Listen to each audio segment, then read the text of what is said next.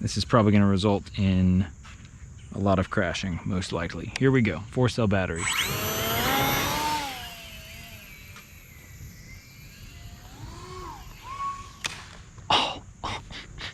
RC with Adam is brought to you in part by these super awesome people. Now it is time to optimize the FT Mini Scout for the backyard. So we want slower flying. This propeller right here, this GemFan 5125, seemed to work very well. Again, this is a little heavier because we are going with a little different electronic setup than the FliteTest power pack. So we've got some heavier servos and an XT60 adapter and stuff. So what I'm thinking is we take the ends and we chop them off in sort of a straight line. And you see how the ends are angled, like they're angled outward. So the sort of in line with the fuselage would be like this, but the ends right now are sort of angled outward or inward, however you want to look at it. But I don't want that, because if I glue an end cap to the end of this, it's going to be like pointing at an angle, and that won't be good. So I want to keep it as straight as I can.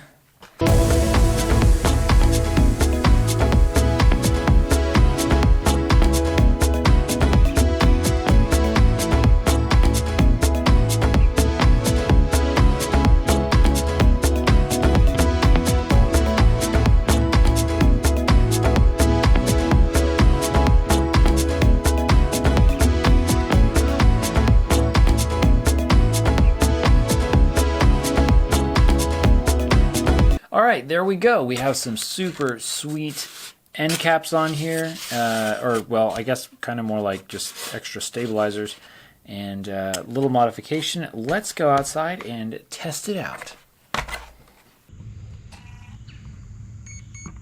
Generally, you don't want it to be tail heavy, but if we're trying to fly slowly, that means we want to fly at a high angle of attack, and it'll be easier to hold this high angle of attack if the battery is a little bit farther back. So the balance from the we'll say the wing spar is like, oh, that's actually a lot more than I would have thought. The holes for the pegs that hold the motor pod in place, they're definitely getting beat up, and this motor pod is starting to get kind of loose and wiggly, so not super great there. Also, our controls are getting messed up. That's a problem, because the servos got packed in there so tight. The battery wires are starting to bump into the servo. That's the thing about having servos inside the plane. It's like, it's nice because they're protected and stuff, and it looks nice, but it's kind of a pain. Here we go. I mean, it still flies nicely. Like, it's just still kind of fast for the backyard, but it definitely flies better though. Oh my gosh, barely recovered from that one.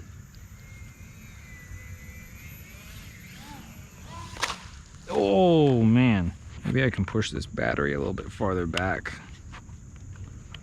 Maybe that'd help. Well, this prop is kind of holding up pretty well. It's a little nicked up, but it's not too bad. Oh, we do have a bit of a, oh shoot. Uh-oh, we got a lot of right turning situation, or left turning situation going on. Like heavy duty. Okay, something's weird about that.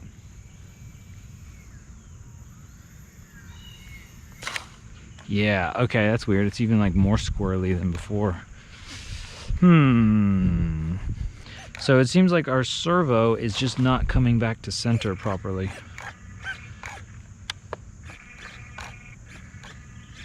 From the left position. So something's going on with that servo. I think it was handling so poorly because it didn't have enough nose weight. So that was actually, this battery was actually too far back.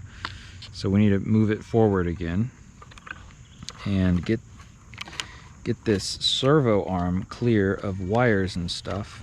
Oh shoot, the servo's loose. The servo is loose. Just got knocked around too much. Okay, well, let's take it apart and see if we can just fix it out here.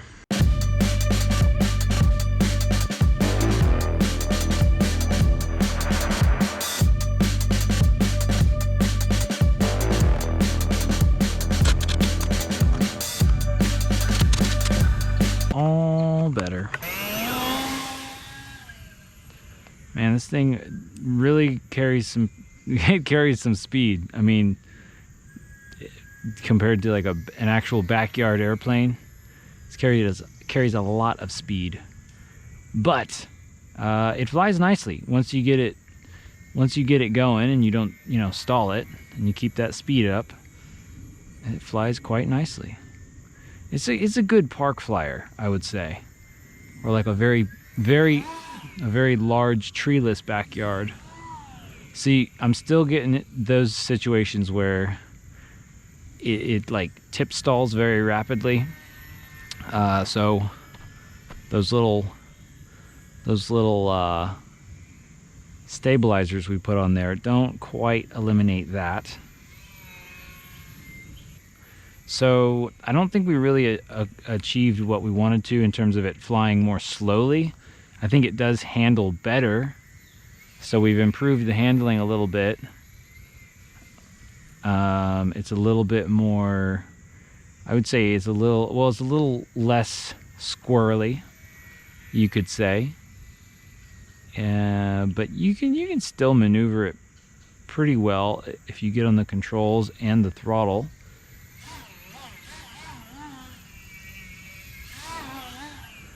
So there is a what would you call that? Like a floor.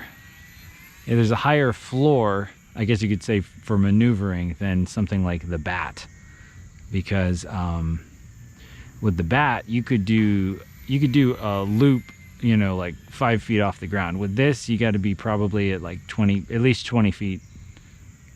Probably like 15, 20 feet off the ground. Because you got to have some time to recover. And that's not too bad though. Yeah, it's all about that timing, getting the timing right with the throttle. Go!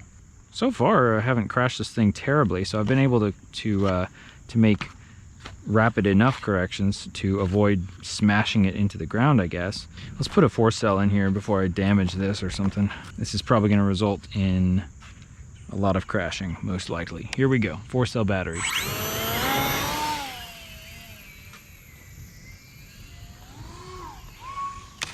Oh. Why? Oh. I've been doing that again, where I get into the habit of like flipping the switch on a crash. Man, that just smacked directly into there. Like, of all the things, man, all the things. Yeah, ooh, look at that. That went in there a little ways. I mean, I guess it's good that, it's better to have the foam break. Oh, even the wing got smashed. I mean, the wing cutouts or whatever, totally smashed. All right, I don't think I'm even gonna fly this anymore back in the backyard, because like I'm just gonna break it. I mean, I'm gonna fly it a little bit more, but I'm gonna be more careful. I'm not really gonna be able to experience the full power of the 4-cell, but we'll have a little bit of fun. Okay, that actually took a crash better than I thought it would. See, this is what I don't like about the FliteTest designs. The tails are just, I mean, they're pretty great, but they're kind of fragile. Like this, the elevator is not one continuous, I mean, it is one continuous piece, but it's in the middle, it's sort of cut out a lot. And since you only have the control horn on one side, it's not so strong. Okay, this isn't working. This is not working. Oh my gosh. Oh my goodness. That's just too much. Oh wow. That is just way too much. Oh, it just pitches way the heck up. That's why I couldn't even control it.